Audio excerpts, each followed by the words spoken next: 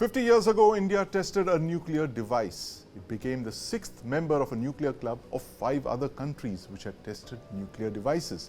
But it would be 24 years before India would test a weaponized form of that device. That's in Pokhran 2 in 1998. Cut to the present, a year from now, we will enter the 80th anniversary of the atomic bombings of Hiroshima and Nagasaki. Nuclear weapons are back in the news as global buzzwords today as the world order fractures, wars and insecurity have taken over, and the great powers are once again sharpening their arsenals. Russia has just announced it will begin tactical nuclear weapons drills, or nuclear weapons that can be used on the battlefield as opposed to strategic weapons that hit cities and large military targets. The US too has been signaling deployments of its ballistic missile submarines.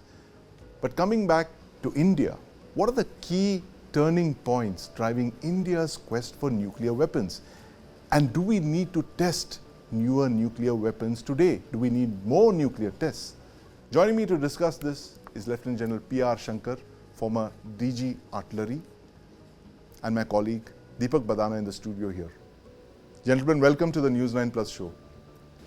Thanks a lot for inviting me over, and it's an honor to be on News 9. Thank you very much, General Shankar. Yes, I want to start straight away by giving you what we believe are the 7 important milestones in India's path to becoming a nuclear weapon state. And we start by the 1962 India-China war. General Shankar, explain to us the significance of that and how China presented itself as a strategic threat to India 60 years ago. Look, before 62, one must flag the 1950 to 53 Korean War. Right. Korean War, was a very significant event because it was China was threatened Yes. by USA with nuclear weapons, which were to be fired across the river Yalu. That's a border between North Korea and China. That left a deep impression on China, right? And ever since then, China started developing its own nuclear capability. Yes. Immediately following that happened the 62 war, and where we lost badly. Yes. And 62 war made China into some kind of a permanent adversary or stroke enemy with us. Right. And then we've always had this thing that, look, we had to confront China at one point of time or the other, by one means or the other. Right. And that's played on our psyche quite a bit. And that's 62.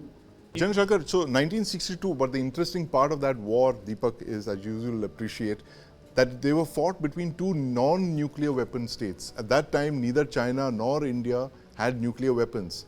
China had a very advanced nuclear weapons program, but India certainly had none.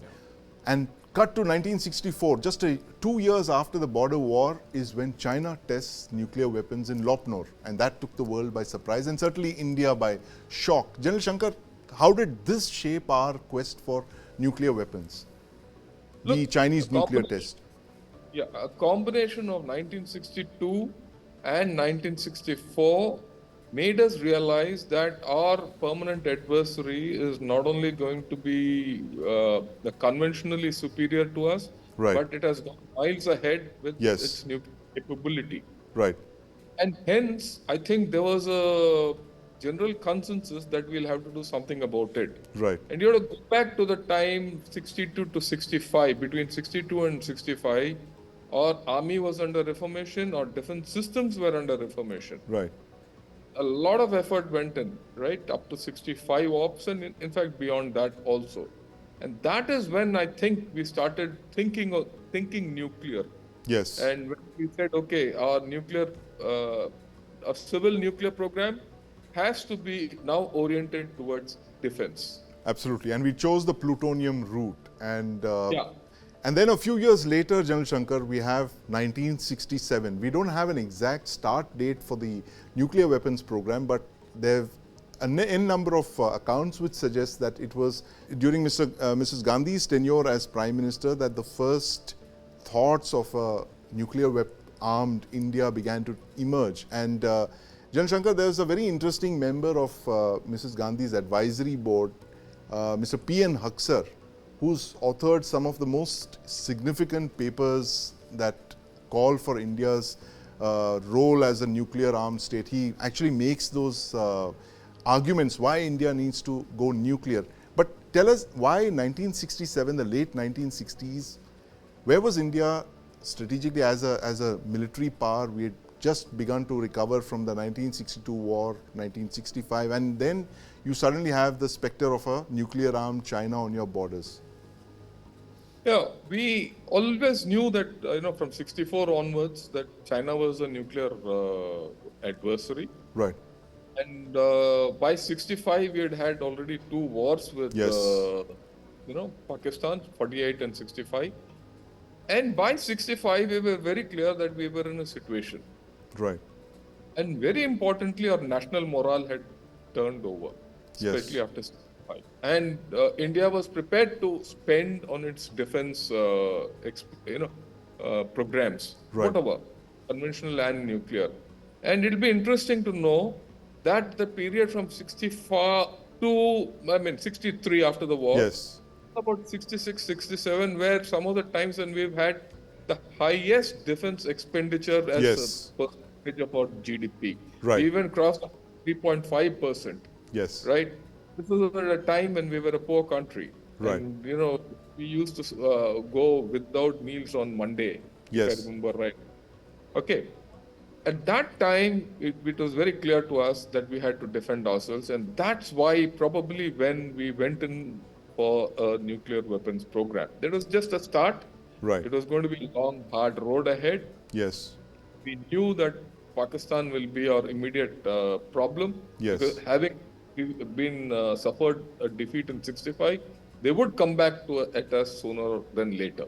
Right, absolutely. And that's when the bomb program began. And Deepak, this is very interesting how the nascent Indian state in just about quarter of a century had already begun fighting so many wars. So you have 47, then you have 62, you have 65, and then finally you have 1971. But then just 3 years after that stunning victory of the 1971 war, General Shankar, we have the Pokhran 1 nuclear test, where India kind of announces its entry into the nuclear club. But of course, it's not a weapon. So explain to our viewers, what was the difference between the 1974 nuclear test and the 1998 nuclear tests? Look, the 1974 nuclear test was a peaceful nuclear explosion. Right. What did it tell us? It told us that, or rather it told the world that we could enrich our uranium Yes. to weapon grade status. That's over 90% enrichment. We had the capability to do so. We had the capability to put together an atom bomb. Yes. And use it.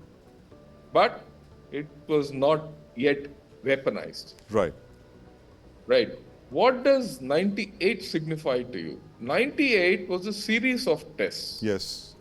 Right? It also involved a 45 kT test and a Yes. sub kT test. Right. A set of about 5 tests. Right.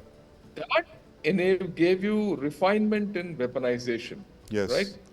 You have the capability now in 98 to nuclear tip your weapon systems with different kinds of warheads. Right. Right? I'll not know which, but different kinds of warheads. But in between, there is this milestone, in the mid 80s. Yes. The milestone there was, okay, in 74, we had established our nuclear Right. readiness. Right. And then we said, now it's okay, fine, we have. How Yes. about weaponizing it? Right. Here comes ability to conversion from, a peaceful nuclear explosion, weaponization. Right.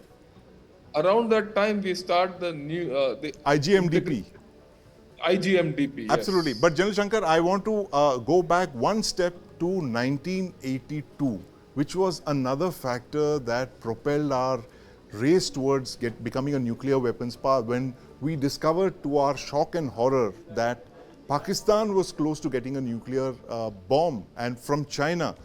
We know the date now because of a lot of research that's gone in. There have been revelations so far. But Deepak, this is again a very interesting point. That till then we had no idea. We knew that Pakistan was going to become a nuclear weapons state. That famous quote by Zulfikar Ali Bhutto, where he said that Pakistan would eat grass but it would get a nuclear weapon, and to which Mr. Haksar mentioned that if that was the case, then horses and cows would have nuclear weapons as well. But the fact is that there was a very active Chinese hand in getting Pakistan the plutonium, the enriched plutonium, the nuclear weapon designs, blueprints, and that now we know through the benefit of research and revelations that it was around 1982 that the Pakistan Air Force C-130s took off from China with the complete bomb-grade uranium, the cores, the blueprints, and the know-how to make the bomb. But tell us,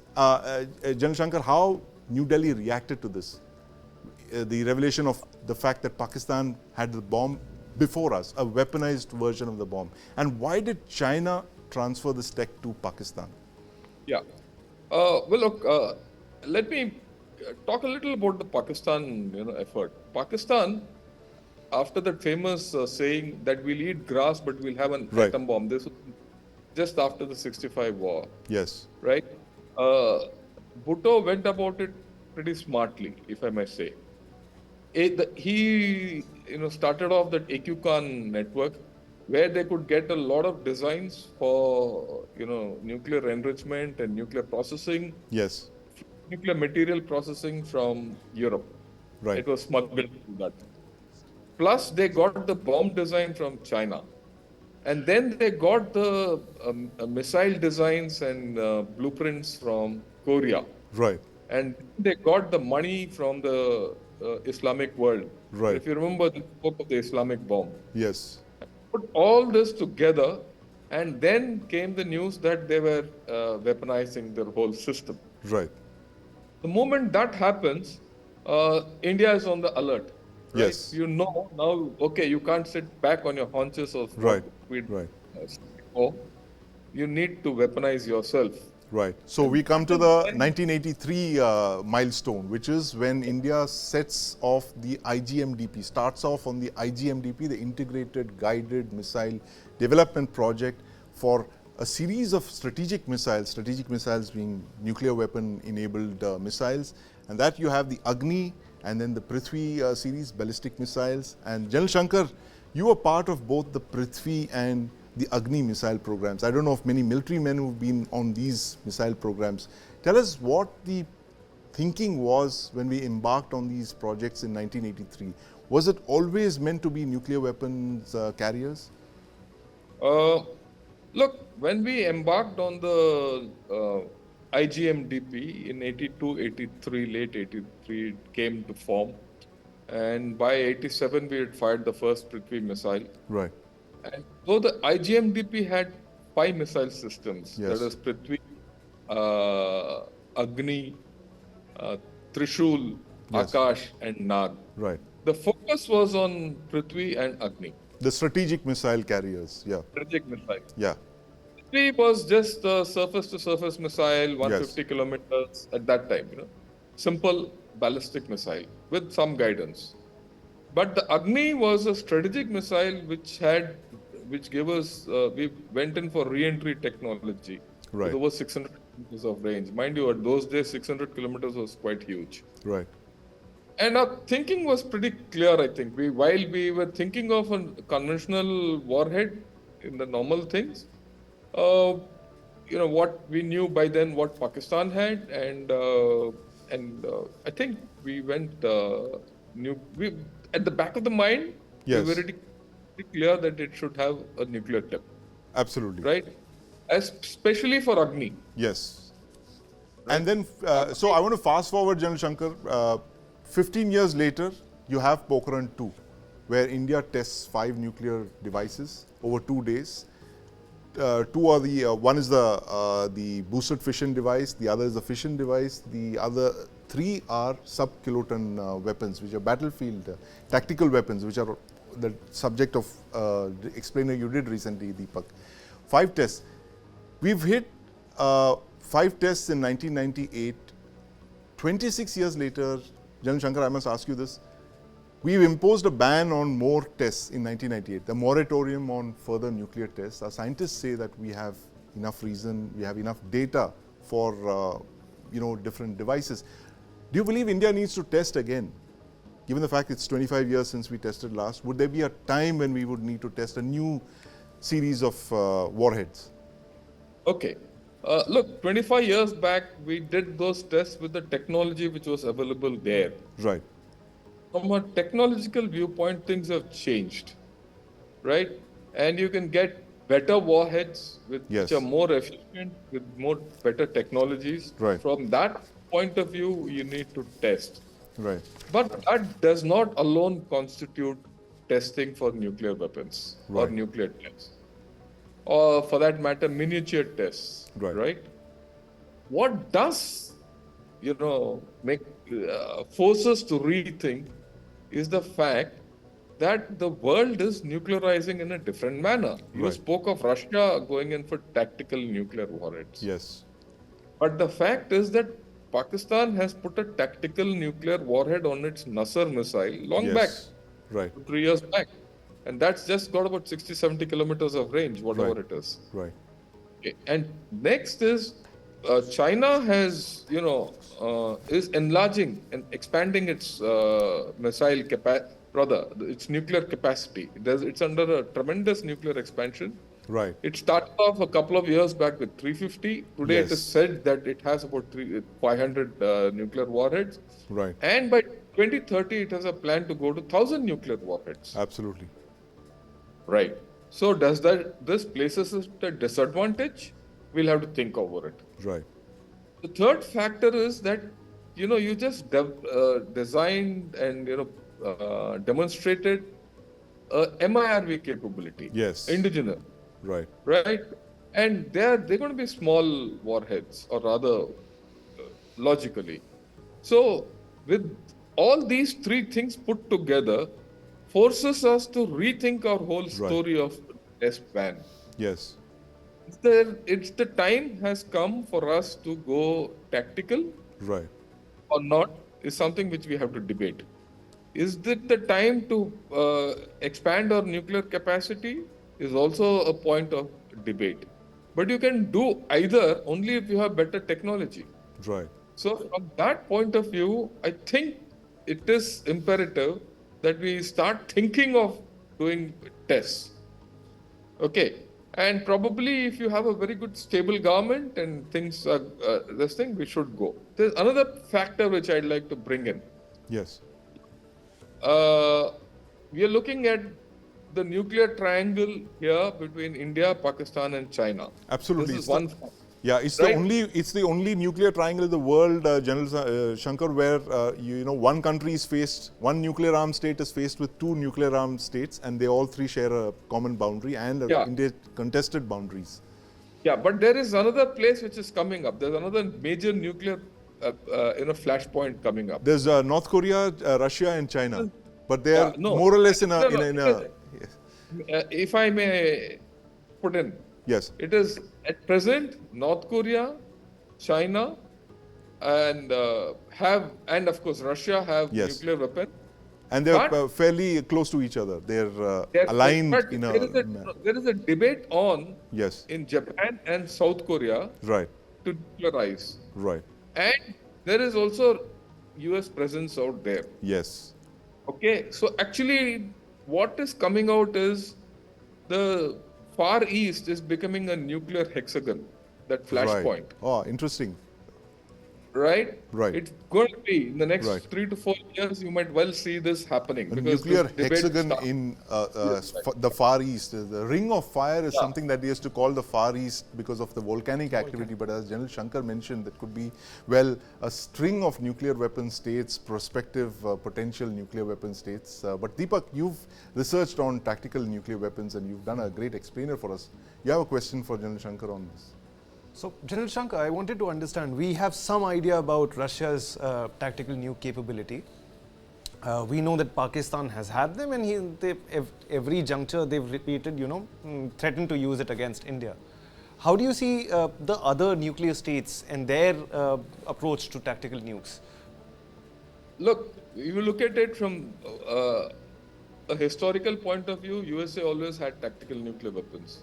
So did Britain. Right. So did France. Right? They've always had it from the Cold War days. Now we are looking at tactical nuclear weapons in our context. Uh, Definitely, Pakistan has. China would have. They will never tell you. And in, but we don't have that. I know for pretty sure. So, Right. is there a case for us to go having go nuclear tactically? Is a point which we have to debate. Right. In the Far East, I don't see Japan, South Korea heading into Yes. a tactical nuclear play. But I see the nuclear proliferation and the missile proliferation in West Asia Right. is a problem. Right. With the kind of missile technology which the Houthis and the Hezbollah and Hamas Yes. have acquired, and Iran, one screwdriver away from being a nuclear weapons state, the transfer of technology of this critical nature to the non-state actors is also a screwdriver away. Right, absolutely. Thank you very much, Jan Shankar. We are completely out of time here, but thanks as always for your clarity on nuclear weapons. I always remember the fact that you're someone who's designing some very cutting-edge technology for the armed forces, and but that's a subject for another discussion another day. But the fact that China and Pakistan forced India's nuclear tests is known, and thank you for taking us down that path from 1962 to present day.